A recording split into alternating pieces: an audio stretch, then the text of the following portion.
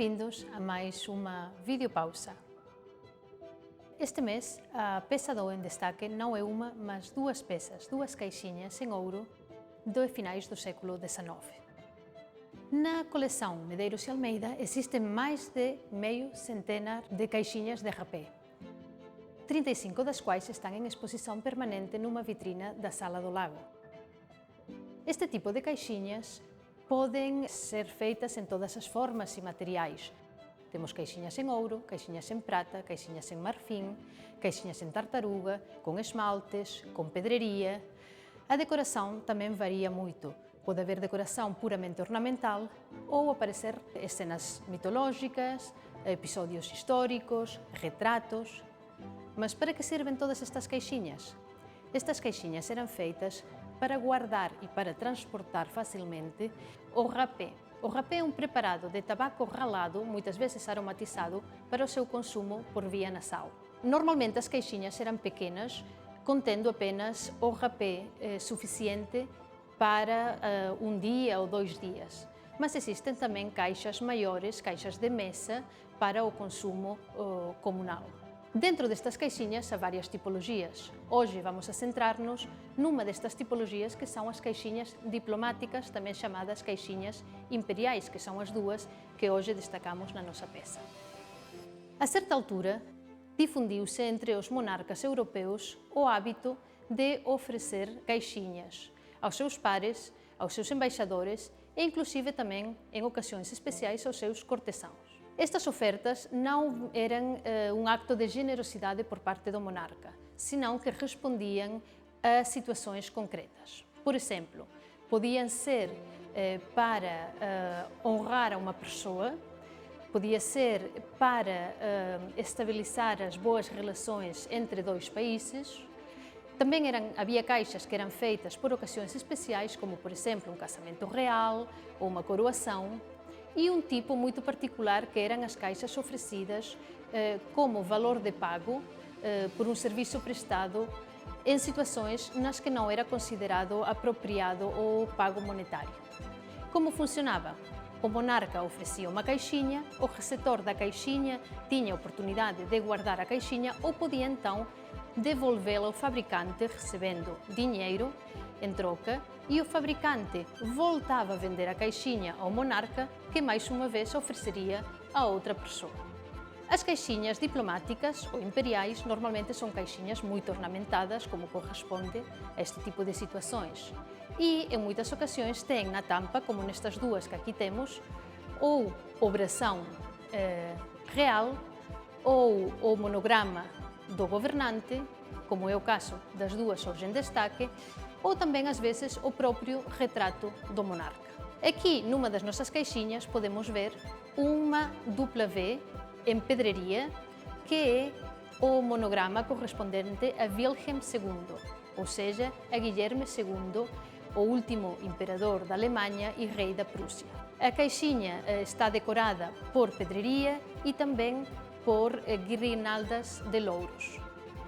Como em todas as peças de ourivesaria, quando estudamos uma peça, temos que olhar para as marcas. As marcas são fundamentais porque nos ajudam a saber quem fez a peça, onde, quando e muitas vezes até que tipo de material usou. Neste caso, nesta caixinha, as marcas estarão no interior. A primeira marca que vemos é a marca de autoria, Gebrüder Friedlander Berlin. Esta casa, a dos irmãos Friedlander, foi uma casa que se estabeleceu em Berlim em 1829 e passou de geração em geração durante mais de 100 anos, até que em 1938 foi adquirida por Kurt Hetman, que foi um homem que enriqueceu em grande parte a arianizar negócios judeus. Neste caso, arianiza o nome da Gebrüder Friedlander para oficinas de ourives alemã. A outra marca que encontramos é um 585, que corresponde ao material, será o correspondente a ouro de 14 quilates. Finalmente, uma outra marca de difícil leitura, pensamos que pode corresponder a uma coroa inserida numa circunferência. A circunferência seria o Sol. Se assim for, seria então a Sonne und Reichskrone, que é a marca que os alemães, a partir de certa altura, de 1884, marcavam no ouro, sendo que na prata seria uma coroa e uma lua. É importante também, como na joiaria, quando estas peças trazem estojos originais, analisar também estes estojos. Neste caso em concreto, temos um estojo original, com o exterior em cabedal vermelho, com uma coroa dourado, e no interior uma inscrição que corrobora que, de facto, a casa que realizou a caixa é a dos irmãos Frilander e também nos dá uma indicação sobre a datação da caixa. Tem uma inscrição que diz Joalheiros da Coroa do Imperador. Este título foi concedido aos irmãos Frilander já em 1889, o que quer dizer que a caixa tem que ser posterior a esta data. A outra caixa que temos aqui é uma caixa que foi realizada para Fernando I da Bulgária. É curioso porque na altura na que foi adquirida, a proveniência dizia que teria sido fabricada para o imperador Francisco José da Áustria. Porém, quando estudamos o monograma, vemos que o monograma de Francisco José da Áustria não tem nada a ver com o que temos aqui nesta caixinha. Este monograma é uma letra em cirílico, concretamente é a 20ª letra do alfabeto cirílico, que corresponde ao F, que é o monograma de Fernando I da Bulgária. Também está desenhado, como a anterior caixinha, em pedreria, só que desta vez sobre uma placa de esmalte azul royal. Esta caixa está toda ela trabalhada, temos enrolamentos vegetalistas e decoração geométrica, não só na tampa, como também nos laterais e até no próprio fundo da caixa. A cada lado do monograma aparecem também 3 pedras, uma branca, uma verde e uma vermelha, cores que fazem referência, mais uma vez, à Bulgária, a bandeira da Bulgária. Também esta caixa tem um estojo original, como na anterior.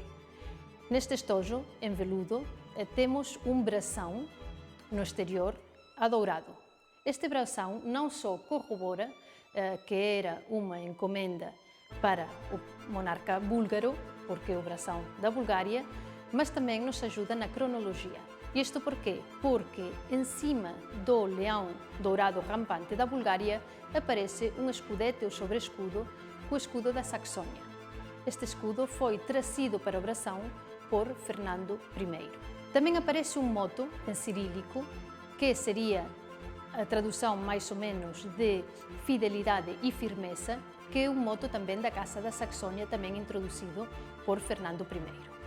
Tanto o moto como o sobrescudo desaparecem no momento em que a Bulgária se transforma em reinado, deixa de ser principado. Por isso sabemos que a caixa terá que ter sido feita entre essas duas datas, 1887, momento no que Fernando I sobe ao trono, e 1908, no que Bulgária passa a ser reinado. As marcas nesta caixa também estarão no interior, neste caso em 2 locais do interior, no fundo e no interior da tampa.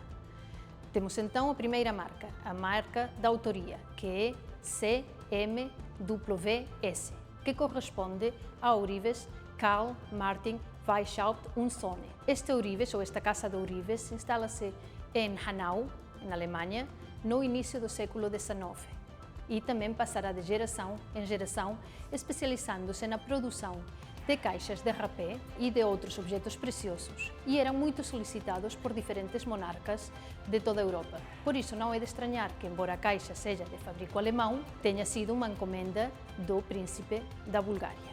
A outra marca que aparece é a marca da cidade de Hanau, na Alemanha.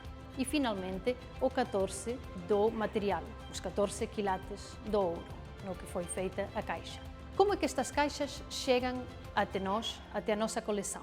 Em fevereiro de 1964, 25 de fevereiro de 1964, António Medeiros e Almeida, o fundador deste museu, compra as 2 caixinhas num leilão da Christie's celebrado em Londres.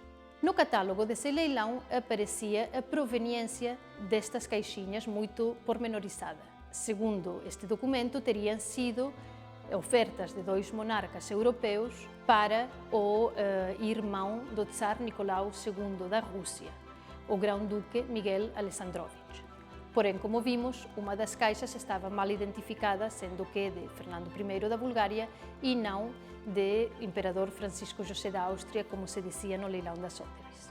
O ajudante-geral do Miguel Alexandrovich, do Grão-Duque, vende estas caixas, entrando assim no mercado da arte. Passam por vários proprietários até finalmente aparecer no leilão da Christie's e ser compradas então por Medeiros e Almeida, e hoje em dia estão aqui na nossa coleção. Como sempre, o estudo desta coleção é fascinante e sempre descobrimos novas surpresas, neste caso, uma nova atribuição e uma nova datação. Espero que, quando as condições o permitam, venham a visitar-nos, a ver estas duas caixas e o resto das caixas da coleção.